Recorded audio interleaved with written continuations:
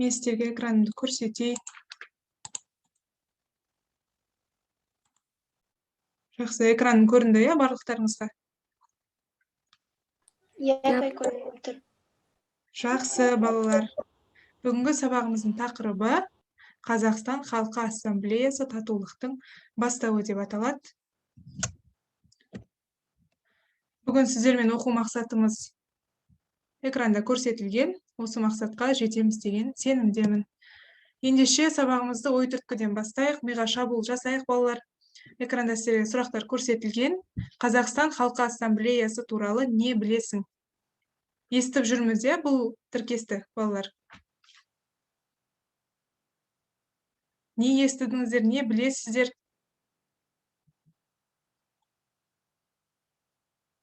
Білеміз бе?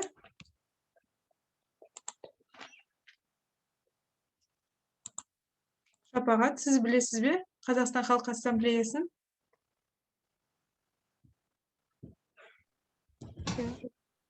Иә. Жақсы, Ерке, сіз білесіз бе Қазақстан Халқы Ассамблеясын? Не екен, бұл қандай ассамблея? Кімдер біріккен бұнда? Қазақстан Халқы Ассамблеясы 1995 жылғы 1 наурызда Қазақстан Республикасының президенттің жарлығымен құрылған Өте жақсы, кеңесші орган. Иә, бұл Халқы Ассамблеясында Қазақстан шаңырағының астына біріккен 130-нан астам ұлт өкілдерін біріктіретін, татулыққа, толеранттылыққа шақыратын үлкен ассамблея, әлемдік маңызы зор. Жақсы, келесі сұрағымыз этносаралық толеранттылық дегенді қалай түсінесіздер? Этностар дегеніміз ұлттар, иә? Ұлтаралық толеранттылық. Толеранттылық дегеніміз не? Қалай түсінесіздер? Мен оны Жергілікті халықтың басқа ұлт өкілдеріне және басқа діндегі адамдарға түсіністікпен қарауы. басқа адамдарға қандай ұлттан болмаса да өзінің түсінікшілігін болу. Өте жақсы. Өте жақсы, яғни өзге ұлт өкілдеріне, өзге нәсіл өкілдеріне, өзге діні, өзге ділі бар адамдарға түсінушілікпен қарау, иә, татулықта болу. Толеранттылық деген сөзді тікелей аударсақ, шыдамдылық, төзімділік деген мағынаны береді екен. Жақсы, келесі толерантты мемлекет деген не? Біз өз мемлекетімізді толерантты деп айта аламыз ба, балалар? Толеранттылық дегеніміз ол басқа ойға, көзқарасқа, немесе іс-әрекетке жұмсақтық көрсете білу қасиет. Ол мысалы толерантты мемлекет, ол бүкіл мемлекет немесе сол мемлекетте тұрып жатқан адамдар бір-біріне бауырмашыл болса, онда олар толерант мемлекет деп атай аламыз. Өте жақсы, Ерке, сіздің пікіріңізге мен толықтай қосыламын. Жақсы. Қазір ендеше сабағымызды тыңдалымнан бастаймыз. Бұл Қазақстан Халқы Ассамблеясы туралы бұқаралық ақпарат құралдарының дайындаған материалы екен. Еліміз егемендік алғалы бері қол жеткізілген жетістіктеріміз туралы деректер. Біз жаңа Қазақстан материалдар топтамасын жалғастырамыз. Бүгінгі бағдарлама тақырыбы Қазақстан Халқы Ассамблеясы. Балалар, ескерте кетейін, дұрыстап түсініп тыңдап отырыңыздар, қазір осы тыңдалым бойынша сіздерге сұрақтар қойылады. Сол кезде тосылып қалмаңыздар, назар салыңыздар. Дауысы жақсы естіліп тұр ма сіздерге? Апай дауысы жай естіліп тұр. Қазір мен қостым, тағы да көрейік. Мына жерден қосып көрейін, дауысын. Жоғары деңгейде тұр екен.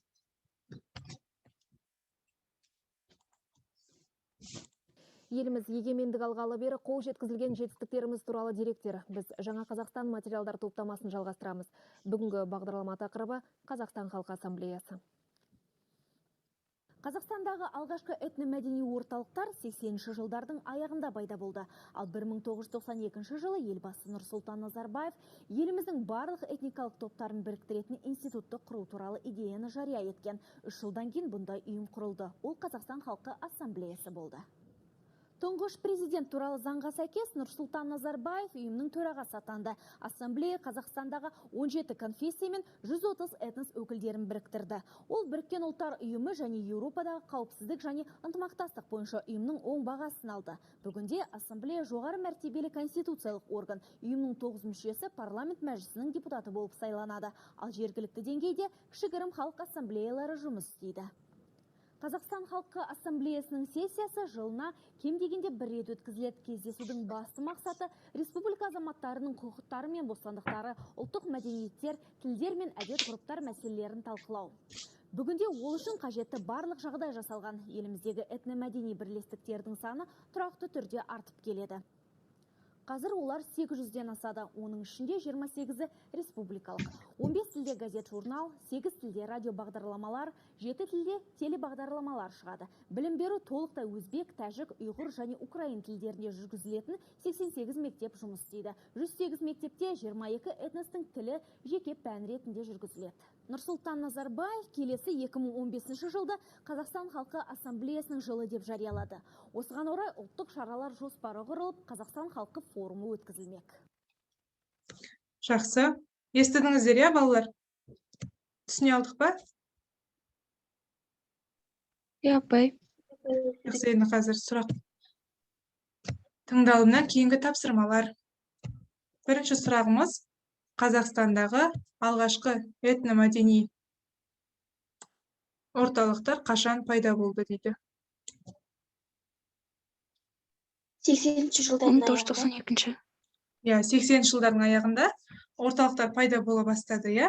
Ал жақсы. Ал 1989 идеясы қашан қабылданды? Нақты идея қашан қабылданды? Халық ассамблеясы қашан құрылды? Идеясы 92 жылы қабылданды, иә? жылда құрылды. Иә. Ал енді ассамблея, нақты ассамблея ретінде қашан құрылды?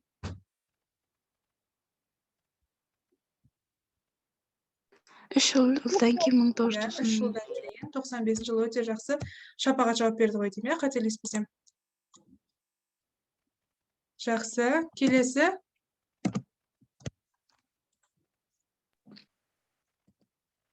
Қазақстан халқы ассамблеясының маңызы неде? Бұл еркін жауап, нақты дұрыс жауап жоқ. Әркім өз ойымен бөлісе болады. Апай, менің ойымша Қазақстан халқы ассамблеясы маңызы бұл Қазақстанның ортақ тұрғындарының өзінің қиыншылықтарын шешу, оның тілдік білуі және солардың қарастыру туралы деп ойлаймын. Өте жақсы. Тағы, Ерке, сіз не ойлайсыз? Мен ойымша, Қазақстан халқы ассамблеясының маңызы ол бүкіл халық мемлекеттерді біріктіру, олардың әр дәстүрлерімен, бір-бірлерін музыка арқылы біріктіру деп ойлаймын. Жақсы. Тағы, Айдана, сіз не ойлайсыз?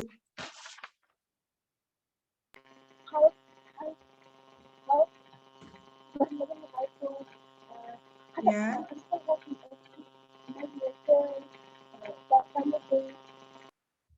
Жақсы, иә. Яғни Қазақстан халықтарының бірлігін нығайту дейді Айдана, иә? Қателеспесем. Жақсы, Айдана. Анель, сіз не дейсіз?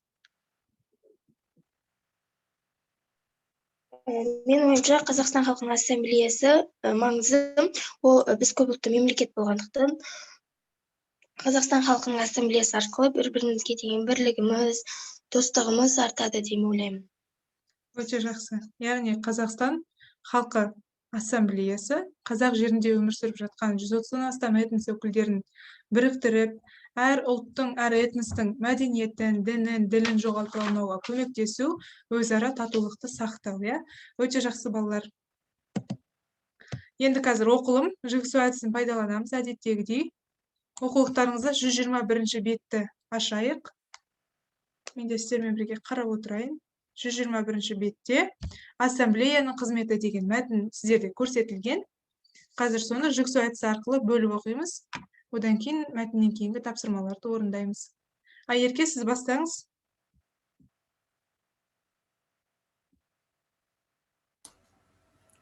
Бүгінде республикада Қазақстан этностарының мәдениеттері, тілдері, дәстүрлерінің дамуына қажетті барлық жағдай жасалған. Этномәдени бірлестіктердің өзінің саны тұрақты өсуде. Қазір олар 800-ден асады. Оның ішіне 28 республикалық, 15 тілге газет-журнал, 5 тілде радио бағдарламалар, 7 тілде телебағдарламалар шығады. Білім беру толықтай өзбек, тәжік, ұйғыр және украин тілдерінде Жүргізіледі. 88 мектеп жұмыс істейді. 108 мектепте 22 этностың тілі жеке пән ретінде жүргізіледі. Осымен қатар балалардан басқа үлкендер де 30 этнос тілдерін оқуға мүмкіндік алған. 195 этно білім беру кешендері, жексенбілік және лингвистикалық мектептер ашылды. Анель жалғастыра ғой. Жақсы, Ерке, рахмет. Анель, қарап отырмыз бірге. апай. Онда Шапағат, сіз жалғастыра беріңіз. Анель қуып жеткенше, иә? Қазақ және орыс театрлары қоспағанда елімізде тағы 4 ұлттық өзбек, ұйғыр, корей және неміс театрлары жұмыс істейді. Әр жыл сайын Қазақстан этностарының тілдерінде бірнеше ондаған жаңа кітаптар жарық көреді. Жыл сайынға халықтың мерекелер, наурыз 1 мамыр, Қазақстан халықтың бірлігі мерекесі,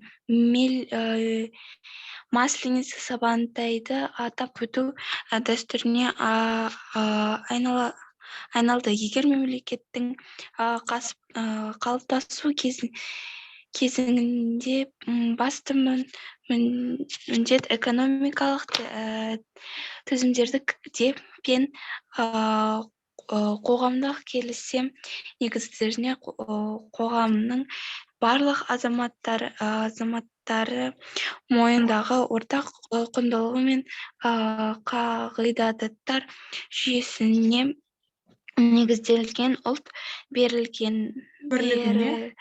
бірлігіне жету болып табылады. Сондықтан Жақсы, рахмет, Шапағат.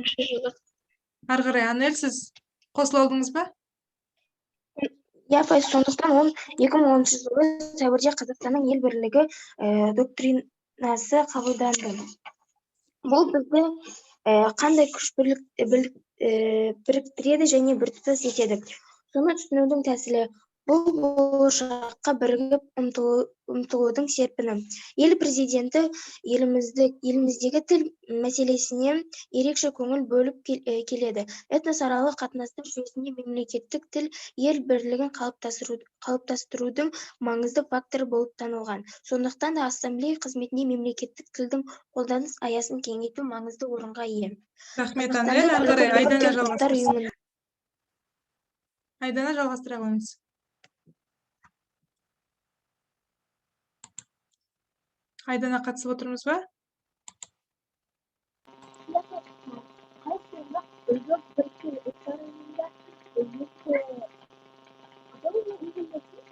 Бұл Еуразия қауіпсіздік ынтымақтастық ұйымы деп толық оқылады, иә?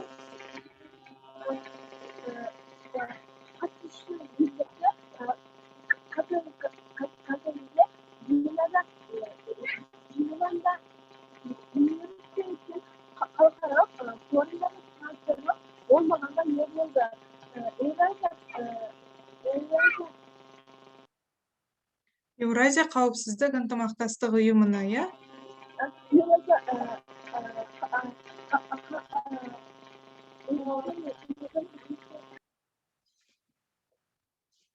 Жақсы, Айдана, көп рахмет. Мен Айдананы толық естідім. Бізде ұлдарымыз кешігіп қосылып жатыр екен. Алибек пен Бейбарыс. Қазір сіздерге мәтінді қысқаша айтып өтеміз, иә? Сіздер осы жерден ары қарай сабаққа белсенді қатысып кетіңіздер. Жақсы қыздар, рахмет. Енді не түсіндік, ассамблеяның қандай қызметі бар екен? Еліміз қандай жағдай жасап отыр екен өзге ұлт өкілдеріне? 1 минуттық ой толғау жасап өтейік, иә? Қазақстан халқына ұлттық тілдік бағдарына қатты дамуына қатты әсер етті. Соның жағдай маңыздылығы жасалған, фактор этномәдени Жақсы, иә. Тілдік. бірлестіктің өзінің саны тұрақты өсуде. Олар қазір 800-ден асады. Оның ішінде 28-і республикалық, 15 тілде газет, журнал, 8 тілде радио бағдарламалар, 7 тілде телебағдарламалар шығады. Жақсы. Яғни өзге ұлт, сосын толықтай ана тілдерінде білім беретін мектептер болды, ұйғыр тілінде, украин тілінде, тағы қандай тілдерде толық білім беретін мектептер бар еді? Тәжік, өзбек, ұйғыр, украин тілдерінде. Жақсы, және ұлттық театрлар бар екен, Қандай ұлттардың театрлары бар екен?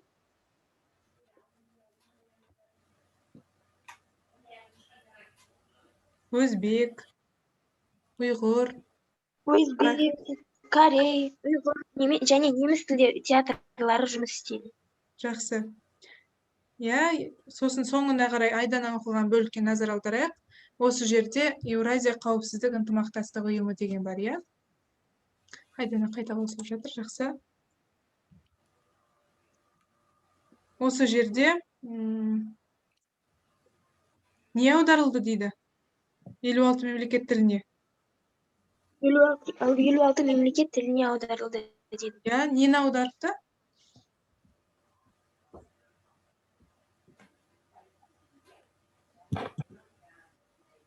Газеттер, радио, Қазақстан Халқы Ассамблеясының этнос, ұлттарды қолдау үлгісі, газет, журналдар, беру толықты өзбектер, Жақсы. сондайларға. Өкінішке орай, сіздер жаңалықтардан да көріп жатқан шығарсыздар, өзге мемлекеттерде ұлттарды қанау жүргізілді, Өздеріңіз білетіндей, Қытай жерінде де ұйғырларды және қазақтарды бірнеше жылдан бері сондай үлкен қысымда болып жатыр. Алайда біздің мемлекетіміз ондайдан аулақ, Құдайға шүкір, біздің мемлекетімізде, Қазақстанда кез келген ұлт өкілдері өз тілінде, өз дінін ұстап өмір сүре алады, Біз унитарлы мемлекетпіз деп айтамыз, Өте жақсы. Енді мәтін мазмұны бойынша бірнеше сұрақ жаз дейді. Қазір әрқайсымыз 3 сұрақтан жазайық мәтін мазмұны бойынша, және мысалы Анель қойған сұраққа Ерке жауап береді деген сияқты. Осында кезектесіп жауап береміз. Қазір сіздерге 1 минут уақыт берсем жете ме, балалар? Жылдам біраз сұрақтар құрап жіберіңіздер,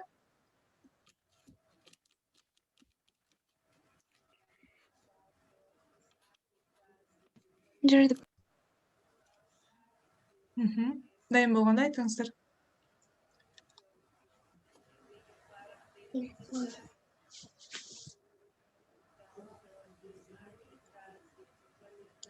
Жігіттер, сіздер де жұмыс жасаңыздар, Әлібек қайта шығып кетіпті ғой. Бейбарыс, камераңызды қосып отыр едіңіз.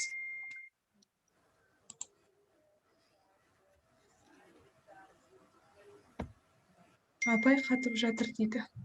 Әлібекті шығарып жіберіпті.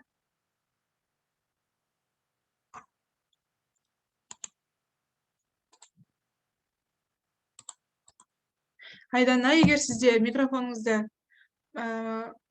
ақаулар болатын болса, WhatsApp-қа жазсаңыз, мен сізді бірден оқып отырамын, осы жерде. Сұрақтарыңызды осында WhatsApp-қа жазып отырсаңыз, мен дауыстап айтып бере аламын. Сондықтан алаңдамай, қысылмай сабаққа толық қатыса беріңіз.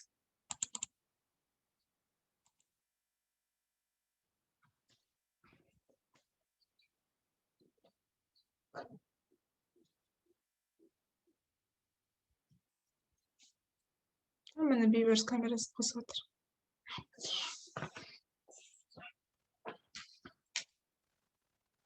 Сұрақтарымыз дайын ба, балалар?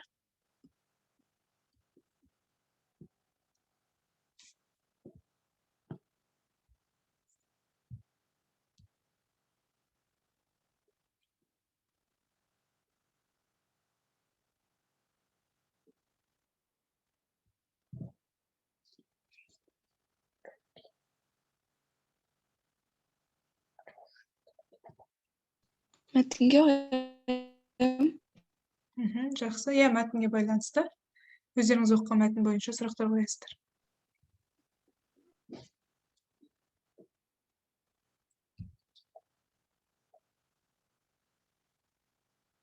Дайынбыз ба? Бейбар, сұрақ дайындадыңыз ба?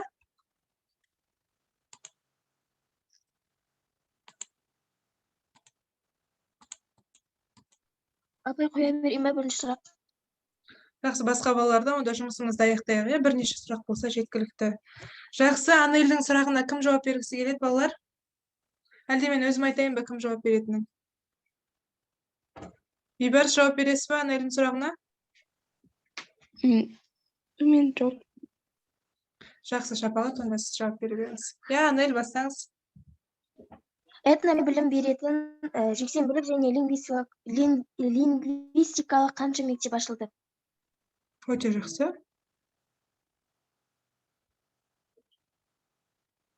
Иә, Шапағат, жауабыңыз бар ма? 88 мектеп жұмыс істейді. Иә, одан бөлек этно білім беру кешендерінің санын сұрап тұрған сияқты, иә, Анель?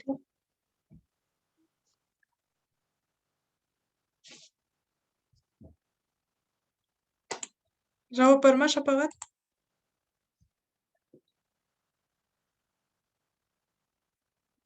Анель, өзіңіз жауап беріңіз. 30 этнос тілдерін оқуға мүмкіндік алған 195 этнобілім беретін мектептер ашылған. Жақсы. Енді Бейбар, сіз сұрақ қойыңызшы, Анель жауап береді.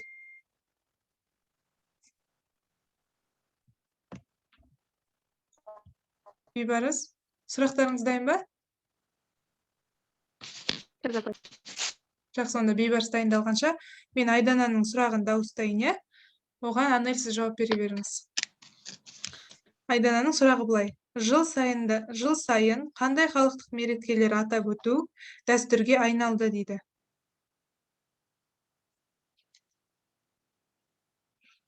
Әртүрлі ұлт өкілдерінің халықтық мерекелері мемлекеттік дәрежеде тойланып жатыр. Апай, сіздің даусыңыз қатқалып. Қазір жақсы естілді ме?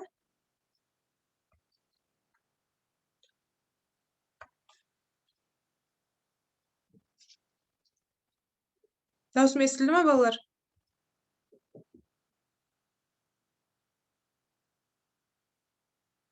Даусым естілмей. Жыл сайын халықтық мерекелер наурыз 1 мамыр Қазақстан халқының бірлік мерекесі, Масленица, Сабантойды атап өту дәстүрге айналды. Жақсы, иә? Халықтық дәрежеде тойланатын. Жақсы. Ары қарай, Шапағат, сіздің сұрағыңыз бар ма?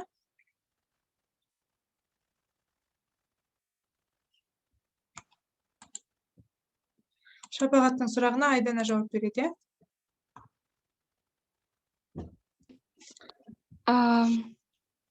Жылына қанша рет жиналыстар өткізіледі? Жақсы сұрақ, иә. Айдана, сіз WhatsApp-қа жазыңыз, иә, естіп отырсаңыз.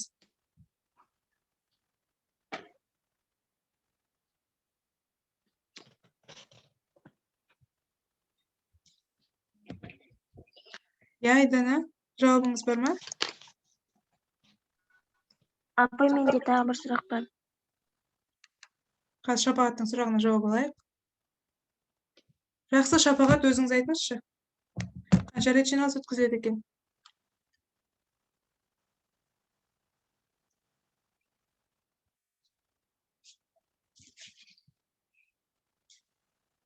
Иә, Шапағат шығып кетті ғой деймін.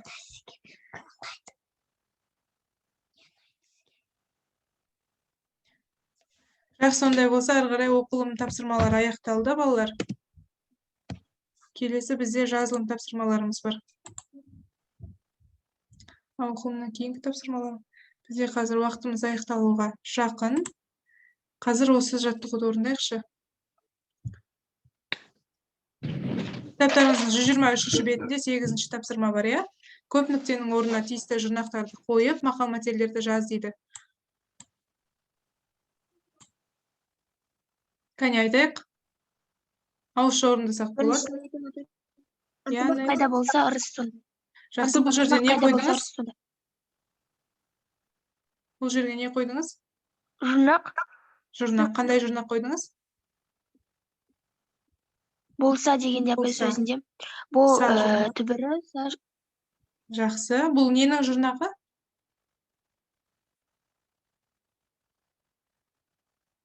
Иә. Райларды есімізге түсірейік, иә?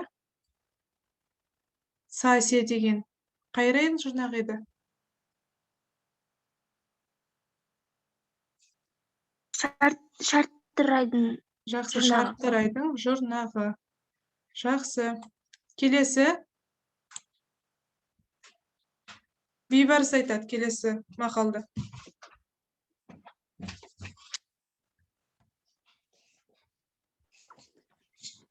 Бірлік болмаса тірлік болмас.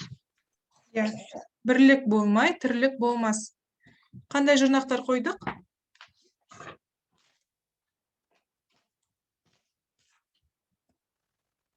Жерге жазайық, иә?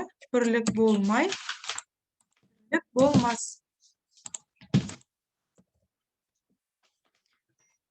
И жұрнағы ненің жұрнағы еді? Есімізге түсірейік тез. Жақсы Айдана, бірлік болмай, тірлік болмас дейді. И ненің жұрнағы?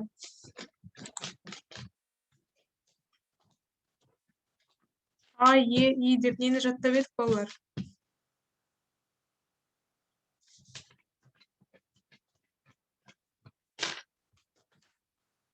Ұмытып қалдық па?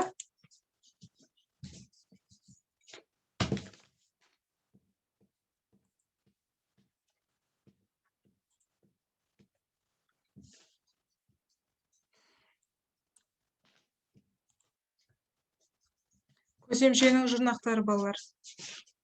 Күн сайын қайталаймыз. Келесі. Мына жерге не қоямыз?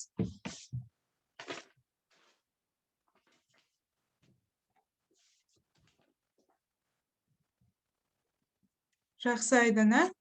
Сыйластық екі кісіге бірдей дейді. Сыйластық. Бұл жерде қандай? Қосымша жұрнақ па, жалғау ма?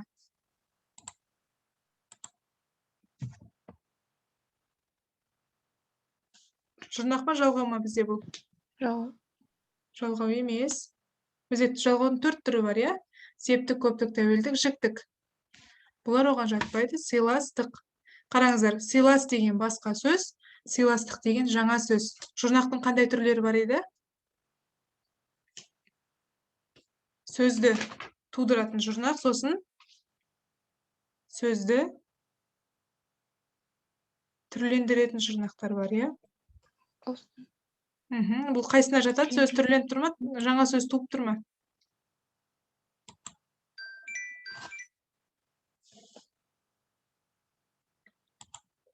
Жаңа сөз туып тұр ғой, балалар? Жаңа сөз туып тұр, иә? Сыйластық. Не сыйластық? Жаңа сөз туып тұр. Жақсы, келесі.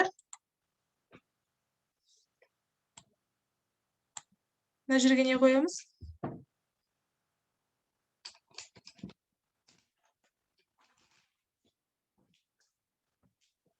Тездетейік. Білмесең үндеме, Білмесең үндеме дейді, білмейтінің 99. Бұл қандай жұрнақ?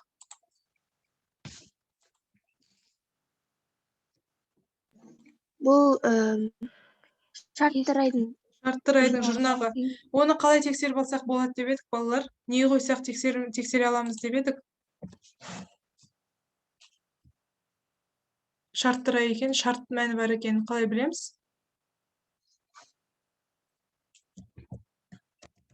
Егер деген сөзді қойып көреміз, иә? Егер білмесең, үндеме дейді. Тексерілді ғой, тексерілді. Оның шарт мағынасы бар екенін біз білдік. Келесі. Жоқты бар.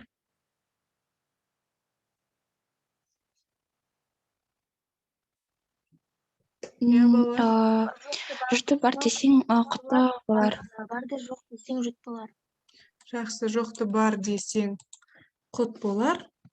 Барды жоқ десең, жұт болар дейді. Бұл жерде қандай жұрнақ еді?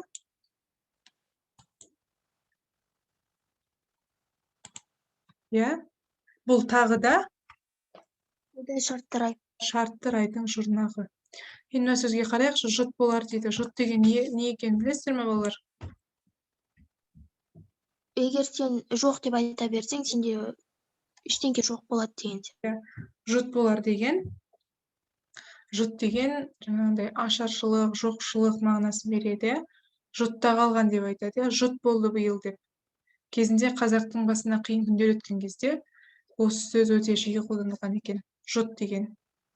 Жақсы балалар, біздің сабағымыздың аяқталуына әлі 6 минут уақытымыз бар. Мына тапсырманы орындап өтуімізге болады.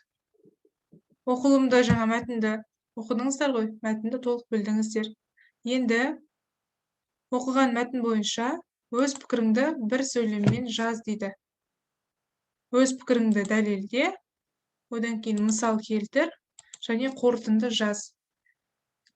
Сіздерге 2 минут уақыт берем. Қазір 38 кетті, 40 кеткен кезде сұраймын.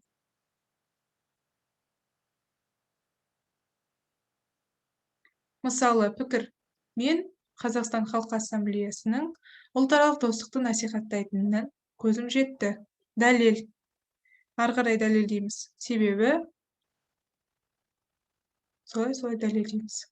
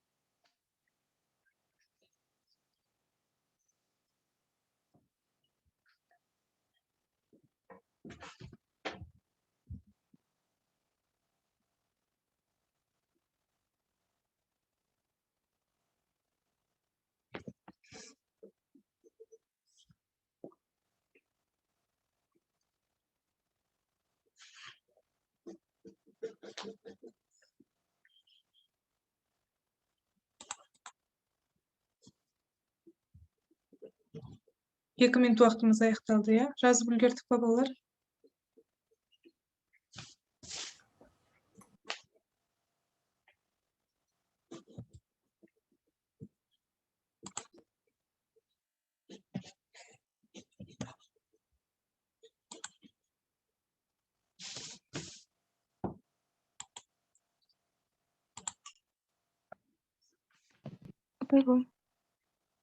Жақсы, Шапағат, иә? Бастаңыз.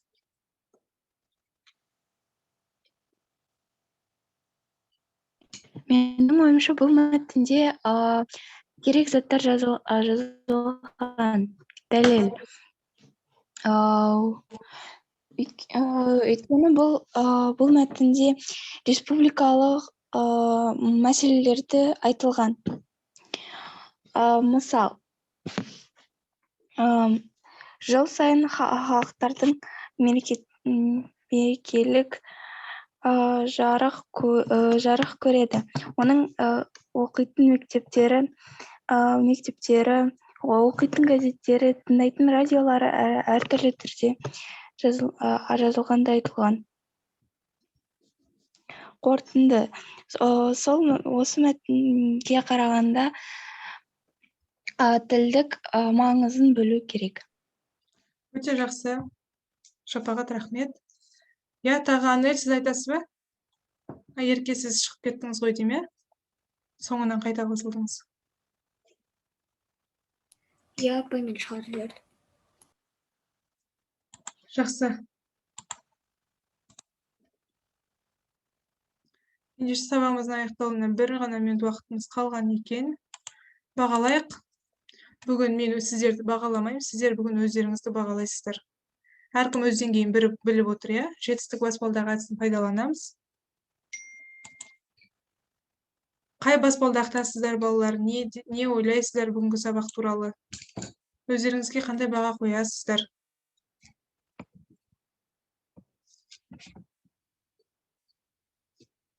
Айерке, сіз өзіңізге қандай баға қоясыз? Мен өзіме ортаңғы жақтағы баспалдақта деген ойдамын, себебі сабақты бағана соңында шығарып жібергеннен кейін сабаққа дұрыс қатыса алмадым. Жақсы, ары қарай. Шапағат, сіз не дейсіз? Өзіңізді қай баспалдаққа қоясыз? Жетістікке жете алдыңыз ба бүгінгі сабақта?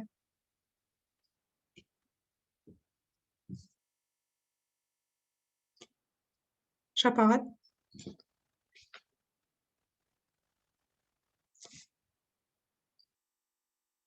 Шапағатты да шығарып жіберген сияқты еді, иә? 1 минуттан аз ғана уақытымыз қалыпты. Қазір Zoom өз уақытын тоқтатады. Бүгінгі сабаққа қатысқан практиканттар, сіздерге көптен көп рахмет. Алдағы уақытта да осылай сабағыма қатысып тұруға шақырамын. Айерке, сіздердің бағаларыңызды қазір күнделік кезетке қойып қоям, иә? Сол жерден көресіздер. Жақсы, апай. Жақсы, барлықтарыңызға, сабаққа қатысқандарыңызға рахмет. Бүгінгі сабағымыз осымен аяқталды. Сау болыңыздар.